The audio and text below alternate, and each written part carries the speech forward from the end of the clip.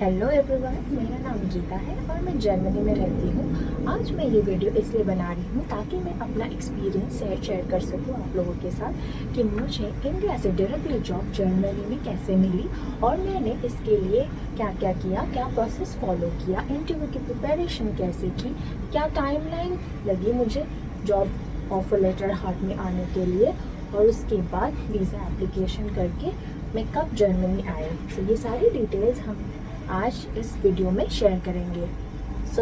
जब मैं इंडिया में थी 2021 अप्रैल से मैंने शुरू किया था अपना जॉब सर्च जर्मनी में या यूरोप में। मैंने सबसे पहले मार्केट रिसर्च की कि जॉब मार्केट रिसर्च कि मेरे प्रोफाइल जैसे कि मैं मार्केटिंग टेक्नोलॉजी कंसल्टेंट हूँ, इसकी ओपनिंग और रिक्वायरमेंट कहाँ ज़्यादा है। तो उससे मुझे पता चला कि यूरोप में भी इसकी काफ़ी रिक्वायरमेंट है। तो मैंने इस हिसाब से वहाँ के जॉब पोर्टल में वहाँ के से जॉब डिस्क्रिप्शन लेके उस जॉब डिस्क्रिप्शन के हिसाब से सबसे पहले अपना CV अपडेट किया और सारे यूरोप की जो भी जॉब पोर्टल्स है वहाँ पे जाके मैंने अपलोड कर दिया। अलावा लिंक्डइन में भी मैं जाके अपने जॉब प्रोफाइल के हिसाब से कीवर्ड डाल के जॉब सर्च करती थी। तो वहाँ से भी मैंने काफ़ी जगह पर अप्लाई किया जहाँ पे भी मुझे लगा कि ये जॉब डिस्क्रिप्शन, ये जॉब रिक्वायरमेंट मेरे प्रोफाइल से मैच करती है।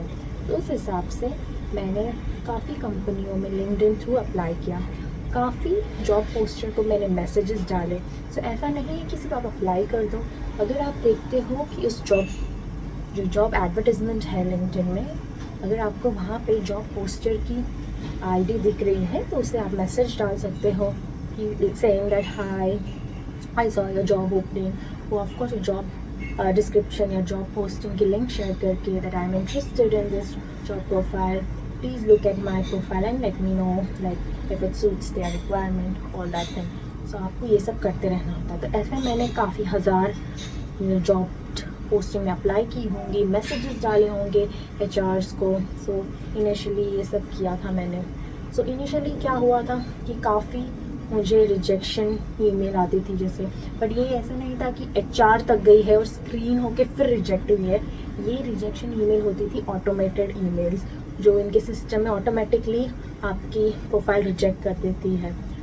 ऐसे मेरे इनबॉक्स में भर के ऑटोमेटेड रिजेक्शन ईमेल थी, क्योंकि मैं इतनी जॉब अप्लाई करती थी दिन में। सारी ऑलमोस्ट सब रिजेक्ट ही हो जाती थी। बड़ी मुश्किल से 1-2 ईमेल आएंगे कि हम आपकी प्रोफाइल स्क्रीन कर रहे हैं और आपको हम बताएंगे कि अगर आपके साथ हम आपके साथ हम इंटरव्यू शेड्यूल करेंगे एंड ऑल। उसके बाद जैसे मैंने कहा अप्रैल से मैंने शुरू किया, उसके बाद मुझे ऑलमोस्ट 5 महीने लग गए रहेंगे। उसके बाद मुझे सबसे पहला इंटरव्यू कॉल आया था एक कंपनी से। फिर मैंने इंटरव्यू देना शुरू किया।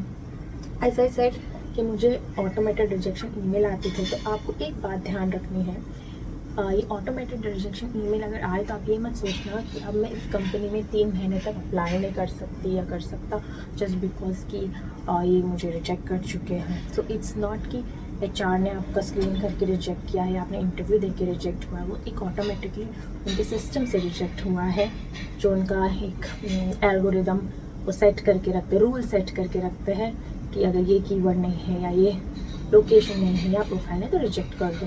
तो आपको वो रिजेक्शन ईमेल जो आते हैं, ये नहीं सोचना कि अब मैं कंपनी में अप्लाई नहीं कर सकता, इसने मेरी एप्लीकेशन रिजेक्ट कर दी। आपको अगर फिर से उस कंपनी से कोई जॉब पोस्टिंग दिखती है तो आप जाके वहाँ पे अप्लाई करिए ज़रूर, क्योंकि जो कंपनी मैंने अब ज्वाइन की है इस कंपनी से मुझे 5 बार ऑटोमेटेड रिजेक्शन ईमेल आ चुका था। But at the end of the day मैंने यही कंपनी में ज्वाइन की हूँ। जैसे मैं बता रही थी, 5 महीने बाद मुझे पहला इंटरव्यू कॉल आया जब मैंने पूरा प्रोसीजर शुरू किया जॉब हंटिंग का। और उसके बाद मुझे काफ़ी कॉल्स आने लगे मेरे इंडियन नंबर पे फॉर जॉब इंटरव्यूज़। तो मैंने इंटरव्यू देना शुरू किया और धीरे धीरे मुझे आइडिया आया कि ये यूरोप में इंटरव्यू प्रोसेस कैसा होता है। बेसिकली यहाँ पे पहला राउंड जो होता है वो HR राउंड होता है। HR राउंड यहाँ पे बहुत ही इंपॉर्टेंट होता है।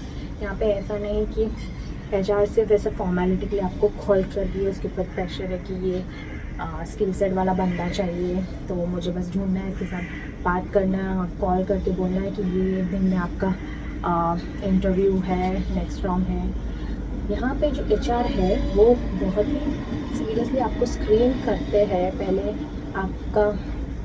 आपको समझने की कोशिश करते हैं कि आप उस ऑर्गेनाइजेशन के कल्चर में फिट बैठते हैं कि नहीं। फिर वो अपने ऑर्गेनाइजेशन के बारे में बताते हैं कि उनका ऑर्गेनाइजेशन का कल्चर क्या है और वो क्या एक्सपेक्ट करते हैं, और आपसे पूछते हैं कि आप नए ऑर्गेनाइजेशन से क्या एक्सपेक्ट करते हैं। तो अगर वो सब मैच हो रहा है और आपका उनको जो रिक्वायरमेंट्स से आप मैच कर पा रहे हो, सब कर पा रहे हो, और प्लस आपसे ऑफकोर्स सैलरी एक्सपेक्टेशन भी पूछते हैं। आपको पहले ही सारे रिसर्च करके रखना है कि मेरे प्रोफाइल के लिए, मेरे एक्सपीरियंस के लिए मेरा क्या सैलरी रेंज है उस कंट्री में। तो ये सब रिसर्च आपको पहले ही करना है जब आप HR से बात करते हो। तो वो सब ये सारी चीज़ें डिस्कस होती है HR राउंड में। तो उसके बाद आगे के राउंड्स होते हैं, डिपेंडिंग अपॉन कि आप कौन से प्रोफाइल या कौन से जॉब के लिए अप्लाई करते हैं। क्या आगे के राउंड होते हैं technical, business round etcetera, depending on your profile.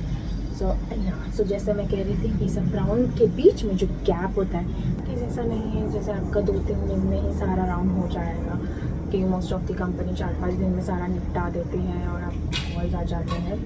ये सारे राउंड्स के बीच में जो गैप होती है वो थोड़ी ज़्यादा होती है।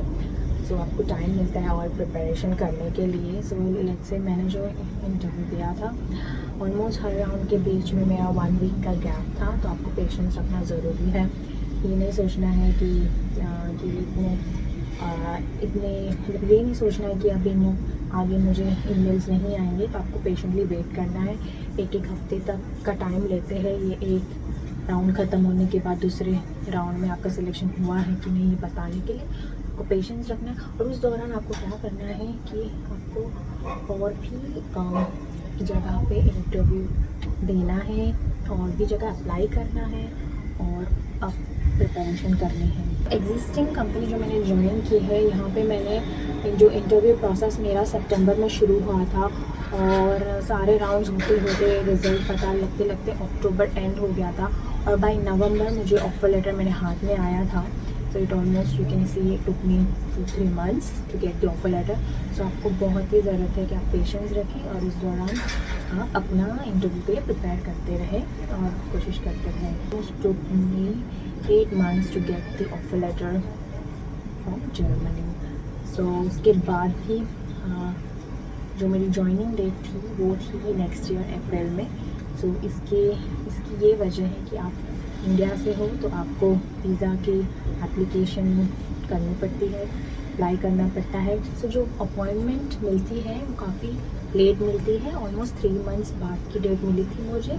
उसके बाद आपको कुछ 45 days लगते हैं वीज़ा एंड ऑल आपके हाथ में आने के लिए।